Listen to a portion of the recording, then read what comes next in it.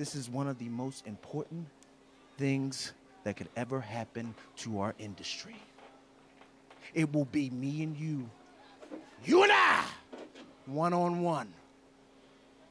And at Rebellion, we will see who the real world champion is and who the real best wrestler in the world is. D'Lo, it was a franchise-defining moment.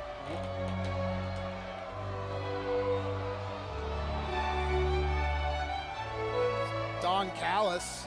It's the invisible hand, Don Callis. Suck a Joe, suck a Joe, suck a fat Joe, suck a Joe, Don Callis. Is that a safe statement? That is definitely a safe statement to say. Suck a Joe, suck a big Joe. I remember one time I had bought my first car with my first wrestling paycheck, and then I saw somebody else with a nicer car, and I felt like there was an emptiness inside me, and because I wanted that.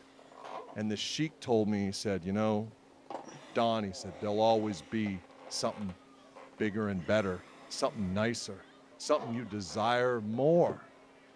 And I don't mean to be shallow, but for me, that was Kenny Omega.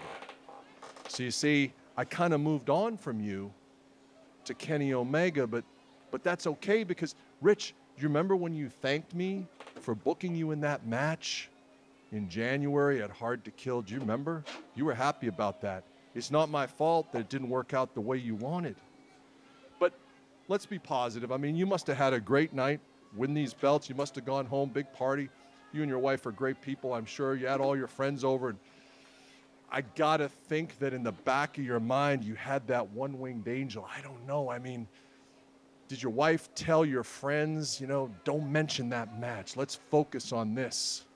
And you probably were able to put it out of your head for a little bit, Rich, and you probably went to bed with your wife that night and probably went to sleep with her hand on your shoulder and everybody's feeling really good. But did you wake up in the middle of the night thinking about the one-winged angel at Hard to Kill?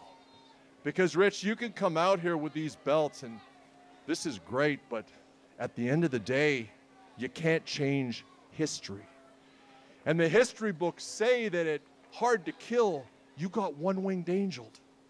1, 2, 3. And as much, Rich, as I love you as a performer, you're a once-in-a-decade talent. Kenny Omega is a once-in-a-millennium talent. You're a superstar, Rich, but Kenny Omega, he's a god of pro wrestling. He's That's a god. Fact. So you see, Rich, just like I've been there for you as the invisible hand for all of your best moments, I've been there for Kenny too, and I want you to think about some more history. When no one thought Kenny Omega could pin Okada, I was there. When no one thought Kenny Omega had anything left in the tank when he wrestled Jon Moxley for the AEW Championship, I was there. And when no one thought someone from one company could go and headline a main event and a pay-per-view in another at Hard to Kill, I was there. And if you listen to those matches with me on commentary, you'll hear my voice as Kenny Omega hits his finish as he did on you. And do you know what you hear? One-winged angel! One-winged angel! One-winged angel! And it's always over. So, Rich, you made history at Sacrifice. Congratulations. Yeah, you did. And now you're going to be a part of history at Rebellion. The first time one world champion versus another, and someone's walking out with both belts. You're going to be a part of history again. But Rich, my friend, the problem for you is, in this case, I've already written that history.